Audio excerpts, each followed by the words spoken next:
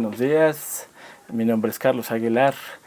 Soy egresado del doctorado en Ciencias Sociales de la UAM Xochimilco, del área de Relaciones de Poder y Cultura Política. El coordinador del programa, el doctor Gerardo Ábalos Tenorio, me invitó a externar mi opinión sobre cómo la pandemia, cómo el COVID, se piensa desde la ciencia social. Lo que diré es que la pandemia, la vida común y corriente se vio alterada, como todos lo sabemos. Un fenómeno sanitario se desdobló en consecuencias económicas y sociales.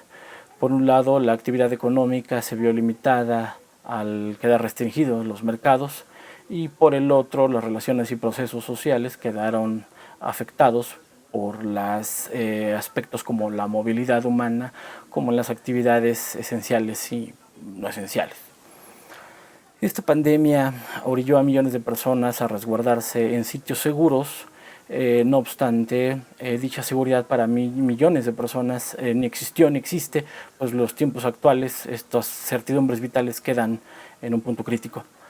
Aspectos como el acceso al agua, la vivienda, el trabajo, la seguridad, etcétera, son factores que quedaron exponenciados, afectando a las poblaciones más vulnerables. Si bien los factores causales de la pandemia se siguen estudiando, pues se habla de hipótesis que ubican el fenómeno desde variables biológicas, químicas, aunque muchos aseguran que las interacciones humanas vía experimentaciones y alteraciones de procesos bioquímicos son los que exportan dicha mutación. En fin, lo cierto es que los efectos se pueden notar claramente en problemas sociales, los cuales ya existían, pero que la pandemia ha potencializado al grado de que las agendas gubernamentales, académicas, de organismos multilaterales, etcétera, son claramente orientadas a dicho fenómeno. Las ciencias sociales han dado cuenta de relaciones y procesos sociales, esto es del individuo en relación no solamente con su sociedad a la que pertenece, sino con su entorno físico y natural. Después de que el siglo XX había terminado con una victoria notable de la racionalidad economicista sobre los postulados de la razón de Estado, la tensión entre estos dos sistemas indicaban que la sociedad debía aspirar a una autorregulación que se fundamentaba desde el liberalismo que había planteado John Locke y que actualmente sigue permeando la política. Sin embargo, apelar a un ente regulatorio en tanto Estado parece que rompe la lógica naturalista de ciencias como la biología o la física, cuyo objeto de estudio navega en las aguas de leyes y principios específicos. Ya en el siglo XVII, el gran Thomas Hobbes, a través del pensamiento mecanicista y fisiócrata, quiso aportar leyes de la misma valía y peso que Isaac Newton había aportado a las ciencias naturales y físicas.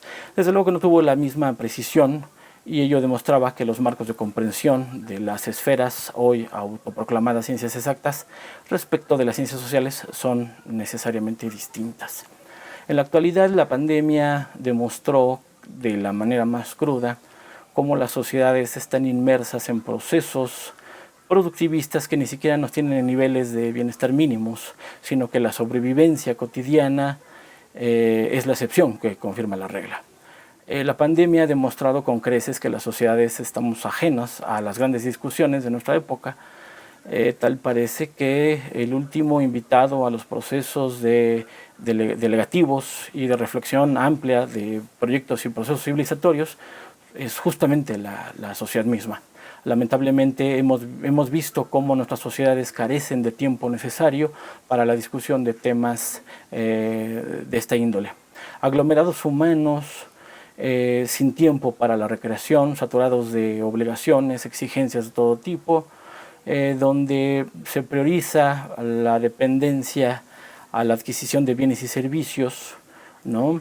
Que para bien y para mal, pues el COVID se han hecho visibles esas patologías. Para bien o para mal, el COVID apela a la relación fragmentada de las ciencias sociales, ¿no? Y hace necesario repensar esa situación. Esta situación de la pandemia dejó claro que las ciencias han abandonado los grandes relatos y los grandes objetivos que podemos encontrar ya desde la filosofía antigua y otros tipos de pensamiento Incluso en la academia se han abandonado las grandes interrogantes que como género humano siempre hemos formulado, convirtiendo nuestros centros de reflexión en centros productivos de medios cada vez más especializados, pero también cada vez más fragmentados. Parece ser que lo único que importa es que esas pequeñas piezas, esas pequeñas grandes piezas sean comprensibles y vendibles en la inmediatez de los flujos de capital. No obstante, son las ciencias sociales las que proporcionan el espacio idóneo donde el sujeto se piensa como humano y que posibilita su participación activa y pueda reformular su sentido de dirección que es tan urgente hoy día. Temas como el acceso humano al agua, a la seguridad, posibilidad del disfrute, la recreación, el acceso a la cultura, el incrementar y garantizar derechos laborales, tener plenas garantías en cuanto a la seguridad humana y un largo etcétera, corresponden ya no únicamente a las ciencias sociales de su discusión y reflexión, sino a su posibilitación.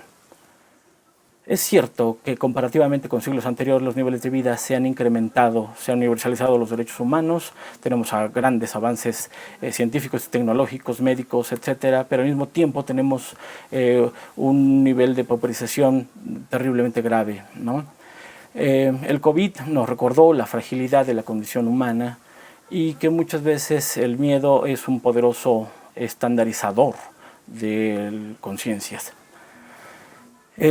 Cabe aquí hacerse la pregunta sobre si el grado de fragmentación de las ciencias sociales podrán dar cuenta de mejores condiciones de vida y de un nuevo acuerdo entre las diferentes visiones del mundo, pero sobre todo habrá que ver si somos capaces de participar en nuestro propio desarrollo, de un desarrollo autoorganizado y permanente. Necesitamos repensar desde las ciencias sociales estos efectos del COVID, si pueden ser abordados con solidaridad, con sentido colectivo y más aún posibilitar el cálculo efectivo de la acción gubernamental tan escaso en nuestros días. Tales interrogantes serán únicamente abordadas desde nuestras disciplinas, repolitizando la vida cotidiana. Desde la antigüedad el ser humano ha manifestado ser un ente que se constituye desde el reconocimiento y superación de sus propias contradicciones. El reto actual sigue teniendo elementos semejantes, pero en un entorno hiperglobalizado, donde la fragmentación de las estructuras sociales y de las diferentes ciencias exigen para sí mismas la hegemonía de sus propios preceptos. Repensarnos como sociedad implica repensar integralmente y consistentemente nuestro propio destino. Ya la antigüedad dio cuenta de la supremacía de ciertas disciplinas y que en este momento parecen recobrar nueva fuerza. Esperemos nos encontremos a tiempo de cambiar la situación actual. Muchísimas gracias.